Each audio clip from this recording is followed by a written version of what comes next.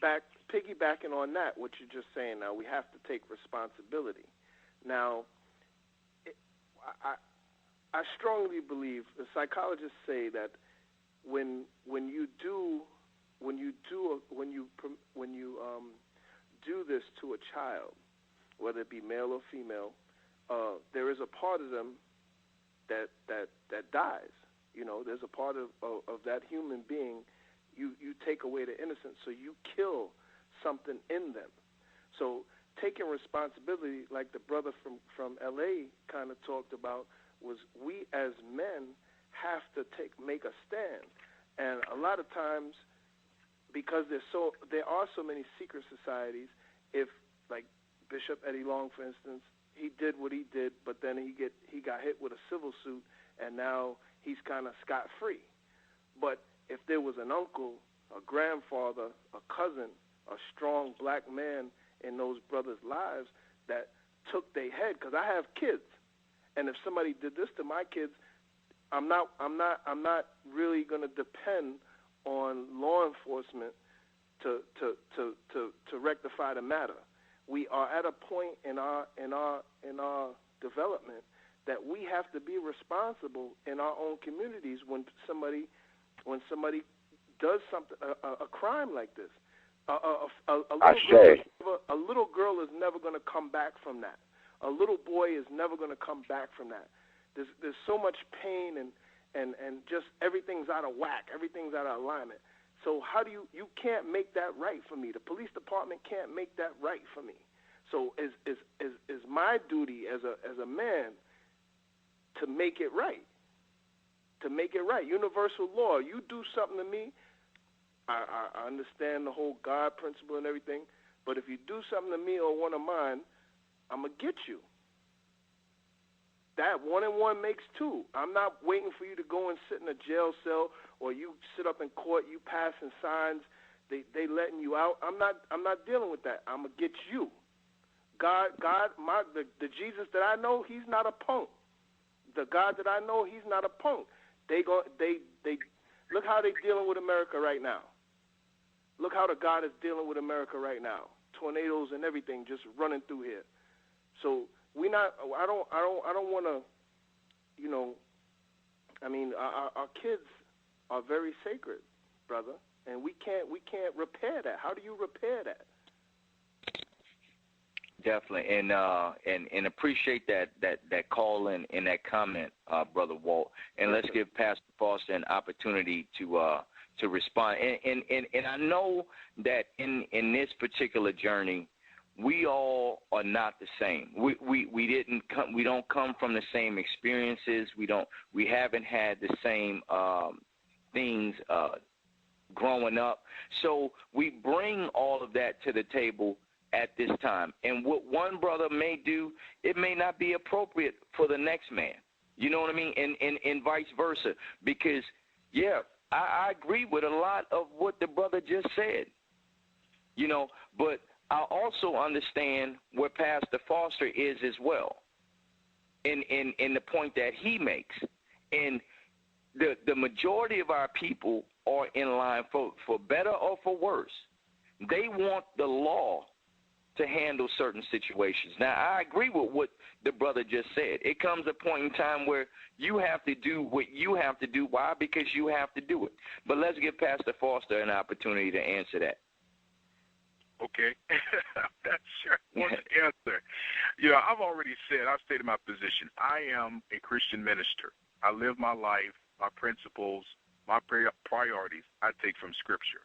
And and I'm not throwing these stones at this brother, you know, but let's just assume that you mean when you're going to take it into your own hands that you're going to, you know, and that's just an assumption, that you're going to kill the person who molested your child, okay? You still can't repair anything. You know, when a child is damaged that way, hurting another individual, beating them up, shooting them, whatever, that still don't make that situation right. As we say, 2 wrongs don't make a right, you know. And then guess what? Your child may end up losing a father because now the father's in jail. I mean, is that a good thing? You still need to be there for them. So I would not want to jeopardize anything like that to me, I would not want to jeopardize that by taking, vengeance in my own hand. And I agree with him. God ain't no punk. Jesus ain't no punk either. God said, vengeance is mine. I will repay. And trust me, ain't nobody going to escape. That's the truth. Some people going to get it before they die. Some people going to get it after they die. That's what I believe. But ain't nobody going to escape the justice of God, even if they escape the justice of man. So that's where I put my hope. Now, at the same time, I want to be known, I ain't no punk either. If somebody attacks my child, I'm going to do what I got to do to protect them at that moment. I'm not going to get on my knees and start praying or, go and try to find some holy water either. Understand what I'm saying? We can pray. We can pray after I knock you out or whatever. There it is. Right? Because, your children are precious, and again, that's part of our responsibility as men to protect them.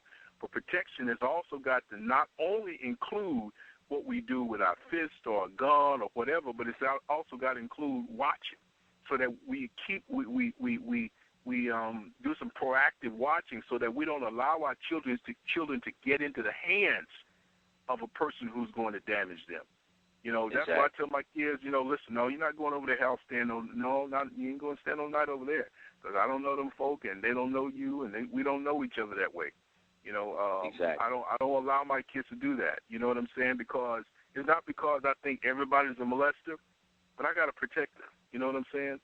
And if I got to say, hey, you can't spend the night over this certain person's house this time, it's only because I love you and I'm trying to protect you. You know what I'm saying? So exactly. I think that proactive watching also must be included in that. But if we get in the moment and we have to use some kind of physical force, hey, I'm all for it. Ashe.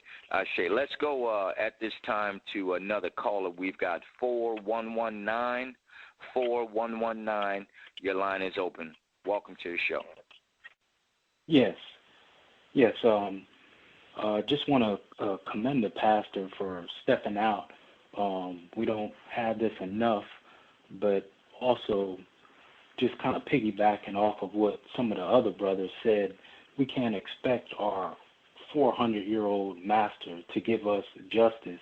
It wasn't just too many years ago when it was the law to rape a black woman. You couldn't go to the law and expect to get justice for raping a black woman. They just made that against the law to do that. They just made it against the law supposedly to stop lynching. So we have to come up with resolutions that works. They say 2 wrongs don't make a right, but if we're going to go off of Scripture, we can go into the Bible and see where this is what they did. I think it's in the Old Testament there where these men were raping this girl, and they went into the town and destroyed the whole town and got rid of the man who did this to this girl and said, what made you think you were going to treat our sister like a harlot and get away with it? I think it was Diana. That's in the book. So they didn't go to no police. They handled it. And as long as we keep standing by and letting this happen, it's going to keep on happening. And then our great-grandchildren will be wondering, what did our forefathers do to stop this madness? So we can't go to the slave master for justice. It's not working. We have to do something that works. It's not working, and that's in your book. And I know what they're going to say. Well, that's in the Old Testament. Well, Jesus said, I didn't come to change the law. I came to fulfill it. That's what he said. Brother. He said, I didn't come to change the law. I came to fulfill it. That's what's up, brother, and we appreciate that. We appreciate that comment. We definitely appreciate that comment. We've got 6190. 6190. Your line is open. Welcome to the program. How's it going, Brother DJ and Brother Commit and Pastor? This Brother Dub Dukes here from King City, Atlanta, Georgia. How's everybody? Good, brother. Great. What's up? Nothing much, man. Again, just listening in, and a very powerful show. And just to piggyback on a lot of what a lot of the brothers and even sisters have said is, and in particular most recently, the brother said, depending on a system or a law that was not written or governed by you nor to benefit you. So in that sense, even though it may seem vigilante, it is, on one hand, two wrongs don't make a right, but two wrongs damn sure make for a hell of a fight. Because at some point, you're going to have to fight. Not fighting a lot of times seems more like you're just on your knees praying. Again, as Brother DJ says, and which I always like to say, every position is not for everybody. Everything is not for everybody. Every outlook, every idea is not for everybody. So, and to quote one of the scriptures, I guess I would say, when Jesus went into the temple and said, and turned over the tables, like, hey, render unto Caesar what is Caesar's, unto God what is God. Correct me if I'm wrong. That was a planned act. That wasn't necessarily an act of act in the moment. And that is to say, again, there are things that go on in the church, in religion, period. I mean, Brother DJ, know how I feel. I don't do religion, whether it's Christian, Islam, Buddhist, Catholic, what have you. But you have to know that system is in play not to benefit you. That system of religion is not to benefit the spirit. It's not to save your soul, because church has become a political business society. Brothers have hinted to that all night. It is a political business society. That's why when we talk about Bishop Long's wife, she won't leave. It's not that she won't leave. She's in the society, so she cannot leave, because the society has told her not to leave. Yeah, we can speculate in one hand and say that it's speculation, but it's like the old the aunts and the grandmamas at the old family reunion when two dark-skinned married couple come in with a light-skinned child. They look at that child and say, mm-hmm. Yeah, something ain't right in the water. Something ain't right in the water. Yeah, what a lot of churches don't realize is, and I ask this question from time to time, ask a church member, how do they feel about the Pope? How do they feel about the Catholic Church? And most of the time, it's something derogatory. Most of the time, it's something about them molesting boys or molesting children. And if you feel that way, if you're in the church, whether you're a pastor, bishop, minister, reverend, whatever, apostle, then how can you be in a church? Because the moment that you sign those papers to be incorporated as a church, you are under a 501c. 501c, it's under the Catholic Church. It's under the Catholic Church.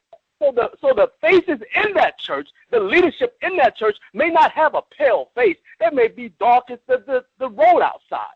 But again, as the last poet say, he rules by automatic, systematic remote control. He doesn't have to be there because his mind control is in there. That's why the women are there supporting the pimp, because the pimp has mind control over the women. He cannot have mind control over the men.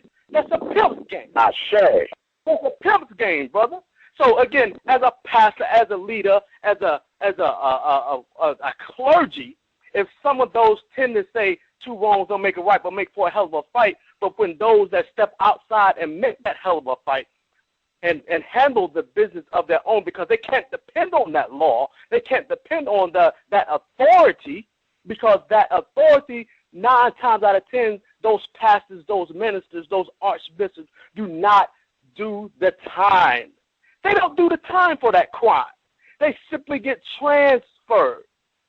So in taking that responsibility of community, as we say, we got to take back our community for those that want to take up arms, whether it be by weapon or just by simple hand. They want to take up arms and go and handle that business. If you're the clergy and you know that you feel that same way, but that's not your action, be the first in line to go bail those brothers out with the church money. Be the first in line to go bail them out.